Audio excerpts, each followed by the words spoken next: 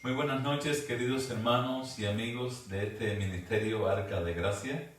Soy el pastor Joel Díaz de la Paz y cada semana de martes a viernes tenemos en la noche este servicio de estudio bíblico y reconocimiento de textos, de doctrinas, de profecías. Ha sido muy interesante esta comunión nocturna que tengo con muchos hermanos y amigos que siguen este programa. Que Dios me los bendiga mucho. Es un placer grande para cada creyente difundir las buenas nuevas de salvación y hablarles a otras personas acerca de Jesús. Hemos venido estudiando el Evangelio según San Juan y hoy vamos a comenzar con los 6 primeros versículos del capítulo 5 y vamos a aprender, vamos a recordar y algunos van a comprobar verdades y doctrinas que poderosamente nos guían al puerto seguro, que es en los brazos de Cristo nuestro Salvador. Vamos a orar antes de estudiar el texto bíblico, así que voy a pedir que oren conmigo. Padre que estás en los cielos, santificado sea tu nombre, te damos gracias porque una noche más podemos reunirnos en armonía con tu palabra a descubrir las verdades que están escritas y registradas de antemano para todos nosotros. Oramos, Señor, para que tu Espíritu Santo nos revele los misterios, las enseñanzas y las verdades que están escondidas en la Biblia.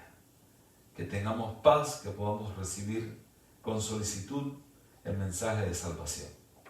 Oramos por los enfermos, por los angustiados, por los que sufren y pedimos tu misericordia y tu sanidad para aquellos que están enfermos y esperan la sanidad divina.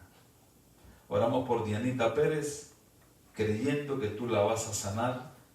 Oramos por Eric y oramos por todos aquellos que necesitan de la sanidad divina y que esperamos en ti confiadamente.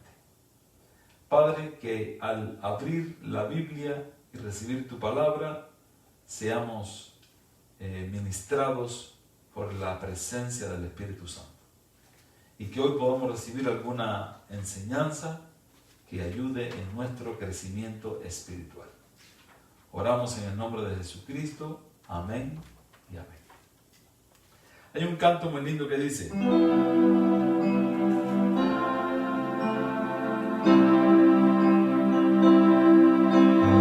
lávame en la sangre del Señor, límpiame de toda mi maldad, ríndote mi vida, hazla pues, Señor, tuya por la eternidad.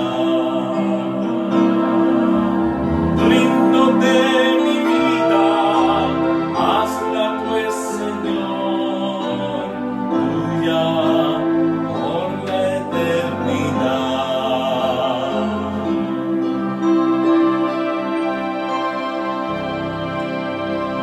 Qué extraordinario evento es aquel día en que nos encontramos con Jesús.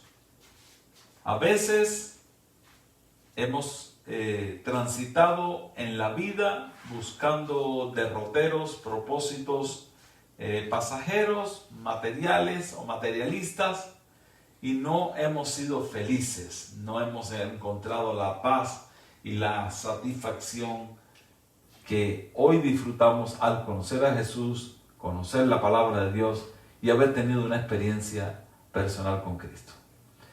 Un caso parecido es este hombre que vamos a tratar esta noche. Vamos a ir por partes, hay mucho material que descubrir en este San Juan capítulo 5, así que hoy vamos a estudiar los primeros 6 versículos y esperemos que Dios tenga misericordia de nosotros y nos ayude a entender y disfrutar la palabra de Dios. San Juan capítulo 5 versículo 1, leo para ustedes. Después de estas cosas, había una fiesta de los judíos y subió Jesús a Jerusalén. Y hay en Jerusalén, cerca de la puerta de las ovejas, un estanque llamado en hebreo Betesda, el cual tiene 5 pórticos. O sea, nos están describiendo el lugar donde va a suceder este incidente, esta historia. Y en estos yacía una multitud de enfermos, ciegos, cojos y paralíticos que esperaban el movimiento del agua. A ver, si nosotros oímos de un lugar en alguna ciudad donde hay ciegos, cojos, paralíticos y enfermos, imaginamos que sea en un hospital, que sea en un lugar donde, en un sanatorio, algo que se dedica a darle atención a los enfermos, pero esto es un estanque, es una especie de piscina que tiene 5 pórticos, un lugar muy bonito, pero aquello está lleno de enfermos. ¿Por qué? Dice, porque estaban esperando el movimiento del agua. Qué extraño. Y el que primero, porque un ángel, versículo 4, porque un ángel descendía de tiempo en tiempo al estanque, oigan bien esto, y agitaba el agua.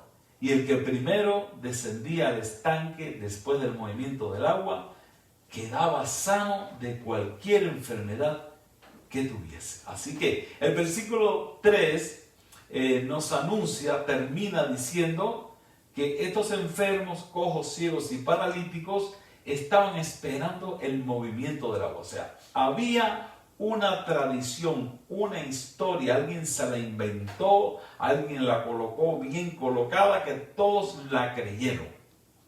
Y el asunto es que en este estanque hay tanta gente enferma porque están esperando el movimiento del agua. Y ahora en el versículo 4 viene la tradición. Nos explican, nos cuentan la fábula, la historia ficticia inventada por alguien de lo que pasaba en este estanque. Porque un ángel descendía de tiempo en tiempo, o sea, un ángel venía caprichosamente en algún momento del año y hacía sufrir a la gente todo el año ahí, pero de tiempo en tiempo el ángel venía, no sé de dónde vendría ese ángel, y agitaba el agua. Y el que primero descendía al estanque, después del movimiento del agua, quedaba sano de cualquier enfermedad que tuviese. O sea, el primero que descendía al estanque debía ser una persona que estaba enferma, pero que estaba vigorosamente sano, los músculos funcionaban bien, porque era el primero a entrar al agua. O sea, todo el mundo estaba ahí acostado, sentado, mirando. Si el agua se mueve, el primero que se tire va a quedar sano. Ya el segundo que se tire, no. Y el tercero, el cuarto y el quinto, no. Solamente sanidad para el primero. Es una fábula, algo ficticio, algo que se inventó la gente, una tradición. Ahora bien, este estanque, este lugar, se me parece un poco a la Biblia, a la palabra de Dios, la que la gente no quiere leer, la gente no quiere profundizar, la gente no quiere estudiar, la gente no quiere investigar, no le pueden dedicar tiempo, y es mejor inventarse fábulas sobre la Biblia. Y usted puede ver ahora mismo cuántas religiones cristianas, no vamos a mencionar las no cristianas, cuántas religiones cristianas basadas en la Biblia, basadas en la palabra de Dios, resulta que existen porque se han inventado cosas sobre la palabra de Dios. Vamos a mencionar por arribita algunas de las cosas que se han inventado desde la Biblia, pero que no son bíblicas. Por ejemplo, las personas, dice la palabra de Dios, los vivos saben que han de morir, pero los muertos nada saben. Cada uno de estos temas bíblicos los voy a ir estudiando con comprobaciones bíblicas para los que le interesa conocer más de la palabra de Dios. Ahora bien, dice el texto bíblico, está en Ezequiel capítulo 9, los vivos saben que van a morir, pero los muertos nada saben. Ahora bien, la gente dice, la gente cree que si la hermana Juanita, que era una persona muy buena, ayudaba muchísimo en la iglesia, murió, dice el pastor de esta iglesia que estoy refiriéndome, bueno, hermanos, nosotros estamos muy tristes, sin embargo la hermanita Juanita está contenta porque ella está con Dios, está alabando al Señor, en estos momentos está viendo los ángeles y está tocando sus arpas de oro. No estemos tristes porque la hermana Juanita está súper bien. La Biblia dice, los vivos saben que han de morir, pero los muertos nada saben. Y este pastor dice que la hermana Juanita está alabando al Señor. Estos son fábulas, son tradiciones que la gente se ha inventado a partir de la Biblia, solamente por no investigar y conocer el texto sagrado. Yo me hago una pregunta, y estoy parafraseando estos textos bíblicos tan interesantes, pero quizá estas paráfrasis y estas palabras pueden despertar en ti un deseo de investigar. A ver, la hermana Juanita es tan buena que está en el cielo con el Señor, tocando las arpas y cantando con los ángeles. Ahora, Cristo murió y no fue al cielo. Quiere decir que la hermana Juanita, para el concepto de este pastor, es más santa, más pura que Cristo, porque Cristo murió y fue a la tumba. Y al tercer día resucitó de entre los muertos. Hay una mujer que va a tocarlo y cuando lo va a tocar, Cristo le dice, mujer, no me toques porque no he subido al Padre. Después vamos a estudiar con lujos de detalles todos estos versículos que son muy interesantes. Ahora, ¿qué te hace pensar que la hermana Juanita está en el cielo si el mismo Cristo no fue al cielo al morir? Esta es una de las tradiciones y de las fantasías y de las fábulas que la gente se ha inventado a partir de la Biblia. Bueno, hay otras fantasías, otras fábulas peores que esta, porque algunos dicen que los malos, los que murieron, los que hicieron lo malo, están en el infierno quemándose en unas llamas eternas. La primera pregunta que yo hago, bueno, hay decenas de textos bíblicos que invalidan esta falsa doctrina y vamos a estudiar después estas doctrinas, cuándo se originaron, quién las presentó por primera vez y los textos bíblicos que descartan semejantes herejías. Ahora bien, la primera pregunta que tendríamos que hacernos es ¿dónde está el infierno? ¿En qué lugar se encuentra ese lugar donde la gente se están quemando desde hace muchos siglos por los pecados que cometieron y se van a estar quemando por la eternidad? O sea, una persona que vivió 70, 80 años de vida, ahora se va a quemar durante muchos siglos interminables, por toda la eternidad se va a estar quemando por los pecados que hizo y porque no se entregó a Cristo. En primer lugar, ¿dónde está? Primera pregunta, ¿dónde está el infierno? Yo haría una segunda pregunta. ¿Quién creó el infierno? Porque bueno, el infierno tiene que haberlo hecho alguien. No puede haber sido Satanás, porque Satanás no es creador. Es un ser creado, no tiene poder creador, ni siquiera puede procrear un hijo. O sea, no tiene capacidad de crear ni de procrear. Entonces, ¿quién hizo el infierno? ¿Dios? ¿Será que Dios diseñó ese lugar? ¿Ustedes se imaginan a Dios diseñando el infierno donde la gente se va a quemar por toda la eternidad? Bueno, estas son las tradiciones, las fábulas, los embustes que muchas iglesias han esgrimido y presentado durante muchos años, toda la vida. Y la gente cree, y a veces en Facebook han salido personas hablando de la doctrina del infierno, y yo me atrevo a presentar los textos bíblicos que aclaran que eso no es posible. Primeramente tenemos que saber, ¿dónde está el infierno? No está en ninguna parte, nadie sabe. 2. ¿Quién hizo el infierno? Ahora, ¿qué propósito tiene el infierno? Hacer sufrir a la gente interminablemente. ¿Quién lleva cuenta de ese sufrimiento? ¿Quién lleva cuenta de esa angustia? Hay otra pregunta más que tengo que hacer. Bueno, dice que cuando Cristo venga, primero el juicio. O sea, si no ha habido juicio, ¿cómo va a haber condenación? ¿Cómo va a haber gloria? ¿Cómo Juanita va a estar en el cielo? ¿Y cómo Juanito va a estar en el infierno si no ha habido juicio? El juez justo es Dios. Dios pone a la gente donde van a estar. Yo sé que los impíos morirán al resplandor de la venida de Cristo. Y yo sé que los redimidos irán a vivir para siempre con Cristo, porque el Señor va a levantar su iglesia, va a arrebatar a su iglesia y la va a llevar a las mansiones celestiales. Eso sí lo dice la Biblia. Pero la iglesia no va a ir para el cielo, ni va a ir para el infierno los impíos, porque no ha habido juicio. Y estas son fábulas y tradiciones que se han ido metiendo en las iglesias, y las gentes con toda sinceridad y con toda vehemencia creen estas cosas solo porque el pastor se las dice o porque en la iglesia se predica, pero no han podido comprobar con la Biblia estas cosas. Cuando yo termine este capítulo 5 de San Juan, voy a hacer un paréntesis antes de seguir San Juan y vamos a aclarar doctrinalmente, bíblicamente, todas estas cuestiones.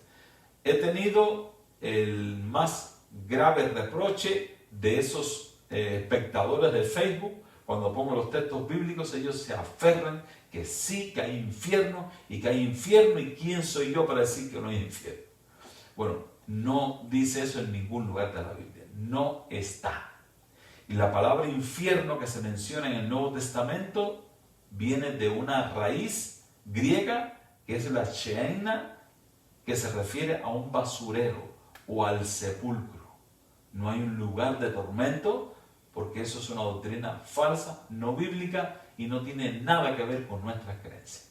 Ahora, esta gente estaba esperando un ángel que de tiempo en tiempo bajaba al estanque y movía el agua. Entonces, el primero que entraba era sano de cualquier enfermedad que tenga. Ahora, ¿dónde estarían las personas sanas que estuvieron un día en el estanque y fueron sanados de cualquier enfermedad que tuvieron? Y yo creo que de esta forma, a veces los creyentes yacen en una especie de estancamiento espiritual, yacen en una especie de lugar fétido como este estanque de Betesda, que no debió ser un lugar muy agradable ni a la vista ni al olfato, porque había una gran cantidad de enfermos, cojos, paralíticos, ciegos, esperando a ver. Imagínate, ¿cómo un ciego va a entrar al estanque si es ciego? ¿Cómo va a ver el agua moviéndose? El ciego está ahí para que alguien lo empuje, pero el ciego no ve nada. ¿Dónde están las tradiciones? Hacen que las personas espiritualmente se estanquen, porque el Evangelio de Jesucristo es una buena noticia, un progreso constante, una alegría, una paz, una victoria sobre victoria. Y las tradiciones estancan a las personas, amarran a las personas a su pasado, a los sentimientos de culpa, amarran a las personas al odio, al desprecio, a la venganza. Estas teorías no bíblicas lo que han hecho es confundir a muchas personas. Ahora, en medio de estancamiento, en medio de la miseria, en medio del mal olor, en medio de aquel mundo sin esperanza que vivía estos enfermos, sucede algo sobrenatural. Vamos a leer el versículo 5. Y había allí un hombre que hacía 38 años que estaba enfermo. Bueno, no dice la Biblia cuántos años llevaba este hombre en el estanque, pero ya sabemos por lo menos que llevaba 38 años enfermo.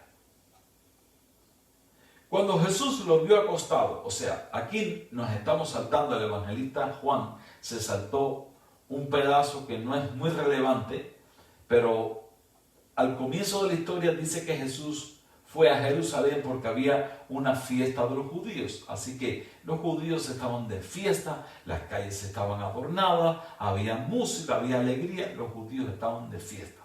En medio de la fiesta siempre hay alguien que sufre. En medio de la alegría de otros hay alguien que pena y lleva un corazón destrozado por la angustia y el dolor.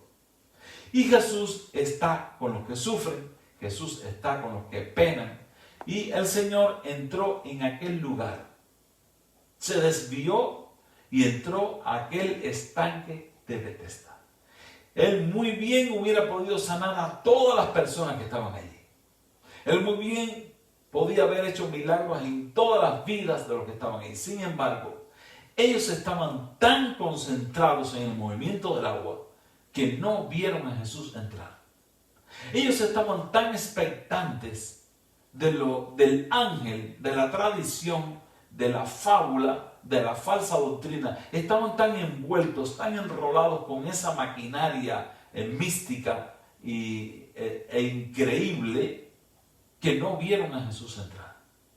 Pero había uno allí que era el peor de todos. Este estaba paralítico, estaba por 38 años mirando solamente el techo. Y a este Jesús se le acercó. A ese que miraba hacia arriba nada más y que no miraba el agua, Jesús se le acercó. Y yo me digo que Jesús no pudo acercársele a nadie más porque todos estaban mirando el agua. Pero había uno que estaba mirando el techo. Y mirando el techo quizás oraba, quizás clamaba a Dios. Alguna comunión tendría con el Señor y se produce el efecto milagroso del versículo 6. Dice el versículo 6.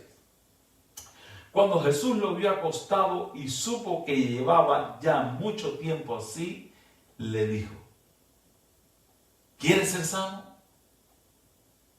Hermano, esta pregunta parece que no tiene sentido. Parece algo obvio que el hombre quería ser sano. Sin embargo, todos los que estaban allí querían ser sanos, incluyendo este hombre, pero su vista estaba puesta en otra solución. Cristo se acerca y dice el texto, cuando supo que llevaba mucho tiempo. Quiere decir que hubo una conversación previa cuando Cristo conversó con él y le preguntó: ¿qué tiempo llevas enfermo? Sí, yo sé que el Señor todo lo sabe, pero Dios hacía todo en forma gráfica. Dios conversaba con los enfermos. Jesús le hacía preguntas a los que iba a sanar para ver cómo estaba su fe. Y Cristo le hace una pregunta: ¿quieres ser sano? ¿Realmente quieres salir de esta situación? ¿Cuántas personas hay que su tema de conversación es la presión, es el hígado, es la diabetes, es lo que sea? Personas que pasan tanto tiempo hablando de sus enfermedades, de sus padecimientos, como si esto fuera placentero causar lástima a los que escuchan. Hay gente que quiere permanecer enfermo para que no le falte la ayuda del gobierno. Hay gente que quiere permanecer enfermo para coger el dinero que dan de ayuda a los desempleados. O sea, Cristo hace una pregunta que es muy importante. ¿Quieres ser sano? A veces vamos a casas de personas que están enfermas y nos adelantamos. Me refiero a los ministros, a los predicadores, a los hermanos que tienen fe, y se adelanta y dice: vamos a orar por ti y tú verás que te vas a levantar de ahí. Hermano, Cristo, antes de orar, antes de decir cualquier cosa, hacía preguntas. Y a veces la gente no quiere ser sana. No tienen eso en su mente. Entonces hay que enseñarles el mensaje desde otro ángulo para que reconozcan la importancia de ser sanados. Jesús le hace una pregunta muy importante: ¿quieres ser sano? Parece que huelga, parece que sobra la pregunta. Pero si Jesús pregunta esto, por algo será. Entonces, esta pregunta yo la dejo abierta en el aire esta noche. Cualquier problema que tengas, cualquier enfermedad, cualquier situación difícil, cualquier convivencia tóxica que tienes con otra persona, ¿Tú realmente quieres resolver este problema? ¿Tú realmente quieres dejar el pecado y seguir a Cristo? Sé que vas a la iglesia y profesas la fe, pero la vida que llevas en secreto en tu casa, tu vida íntima, ¿quieres ser sana de eso? ¿Quieres ser sano de eso? ¿Quieres librarte de los pecados que llevas en silencio, en oculto, por años? ¿Quieres realmente liberación? ¿Quieres realmente sanidad? Es una pregunta que tienes que hacerte, que me tengo que hacer y que todos debemos hacer. ¿Yo realmente quisiera salir de esta situación o ya estoy acostumbrado, ya me siento bien? Que Dios te bendiga, hermano. Que puedas quedarte pensando en esta porción bíblica, en esta pregunta que Cristo hace. ¿Quieres realmente resolver este problema?